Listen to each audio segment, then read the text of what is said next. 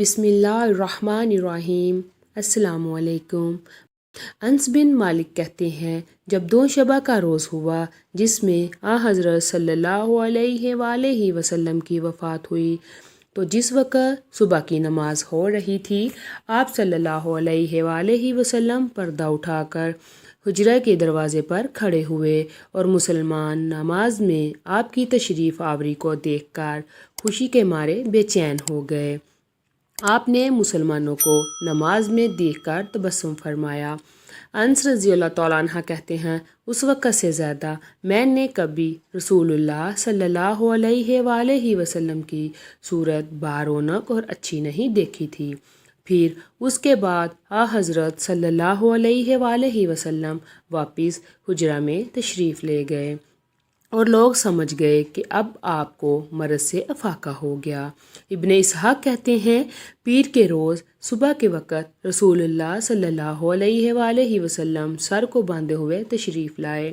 لوگوں نے حضرت صلی اللہ علیہ وآلہ وسلم کی آہٹ سن کر صف میں جگہ چھوڑ دی اور پھر لوگوں کی آہٹ سے سمجھ گئے کہ رسول صلی اللہ علیہ وآلہ وسلم کی تشریف آوری سے صف میں یہ حرکت ہوئی ہے۔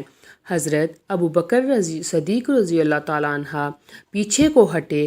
حضرت صلی اللہ علیہ وآلہ وسلم نے اپنا ہاتھ ابو بکر صدیق رضی اللہ تعالیٰ عنہ کی پشت پر رکھ کر اشارہ کیا کہ اپنی جگہ کھڑے رہو اور خود رسول اللہ صلی اللہ علیہ وآلہ وسلم نے ابو بکر کے پہلو میں بیٹھ کر نماز پڑھی۔ جب نماز سے فارغ ہوئے تو لوگوں کی طرف متوجہ ہو کر ایسی بلند آواز سے فرمایا جو مسجد سے باہر تک جا رہی تھی کہ اے لوگو آگ روشن ہو گئی اور فتنے اندھیری رات کے ٹکڑوں کی طرح آ گئے ہیں، اور خدا کی قسم میں تمہارے لیے وہی چیز حلال کی ہے جو قرآن نے حلال کی ہے، اور وہی چیز میں نے تم پر حرام کی ہے جو قرآن نے حرام کی ہے۔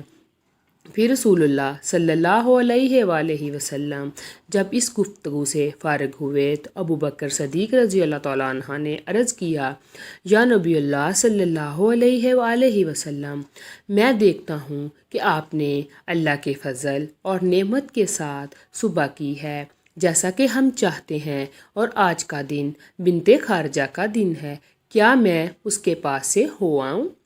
حضرت صلی اللہ علیہ وآلہ وسلم نے فرمایا ہاں۔ پھر رسول اللہ صلی اللہ علیہ وآلہ وسلم اپنے دولت خانہ میں داخل ہو گئے اور حضرت ابو بکر صدیق رضی اللہ تعالیٰ عنہ اپنے گھر چلے گئے۔ حضرت عائشہ فرماتی ہیں اسی روز جب رسول اللہ صلی اللہ علیہ وآلہ وسلم نے مسجد سے واپس تشریف لائے تو میری گود میں لیٹے رہے، اور ابو بکر صدیق رضی اللہ تعالیٰ عنہ کے گھر والوں میں سے ایک شخص سبز مسواک لیے ہوئے میرے پاس آیا۔ رسول کریم صلی اللہ علیہ وآلہ وسلم نے اس مسواک کی طرف دیکھا۔ میں سمجھ گئی کہ آپ مسواک کو لینا چاہتے ہیں۔ میں نے عرض کیا یا رسول اللہ صلی اللہ علیہ وآلہ وسلم، کیا آپ چاہتے ہیں کہ میں یہ مسواک آپ کو دے دوں؟ آپ نے فرمایا ہاں۔ پس میں نے وہ لے کر چبائی اور نرم کر کے حضرت صلی اللہ علیہ وآلہ وسلم کو دے دی۔ آپ نے خوب مسواک کی۔ پھر میں نے دیکھا کہ حضرت صلی اللہ علیہ وآلہ وسلم کا بدن بھاری ہو گیا اور یکایک آپ نے اوپر نگاہ کر کے فرمایا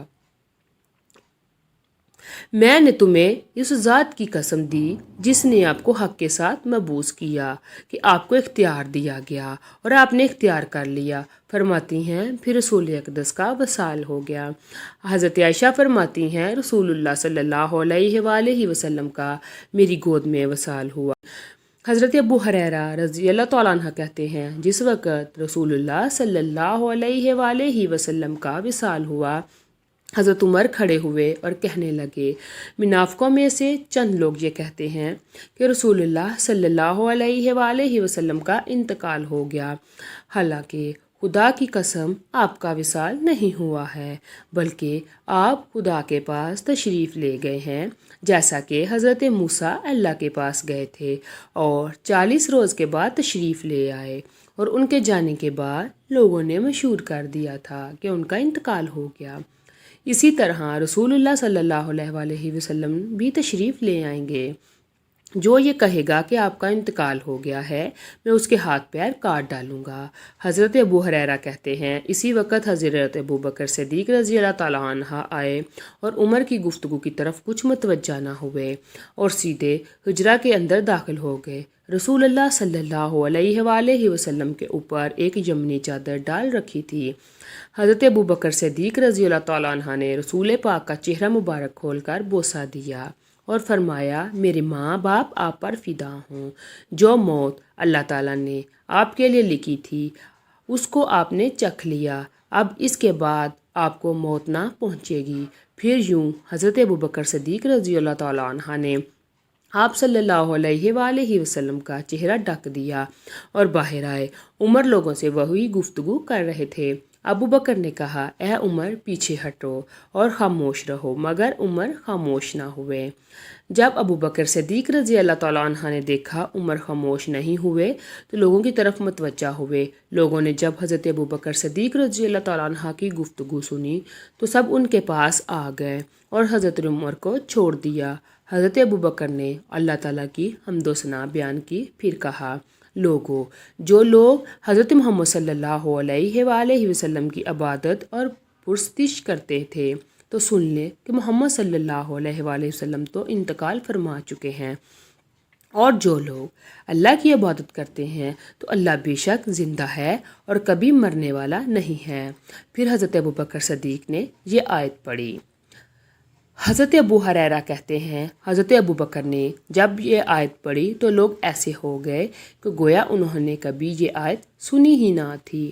تو اس وقت لوگوں نے حضرت ابو بکر صدیق رضی اللہ تعالیٰ عنہ سے اس آیت کو یاد کیا۔ عمر کہتے ہیں جس وقت میں نے ابو بکر صدیق رضی اللہ تعالیٰ عنہ سے یہ آیت سنی مجھ کو معلوم ہوا کہ گویا میرے پیر کٹ گئے ہیں اور میں کھڑا نہ رہ سکا۔ اسی وقت زمین پر گر پڑا اور میں نے سمجھ لیا کہ حضرت صلی اللہ علیہ وآلہ وسلم کا وصال ہو گیا ہے۔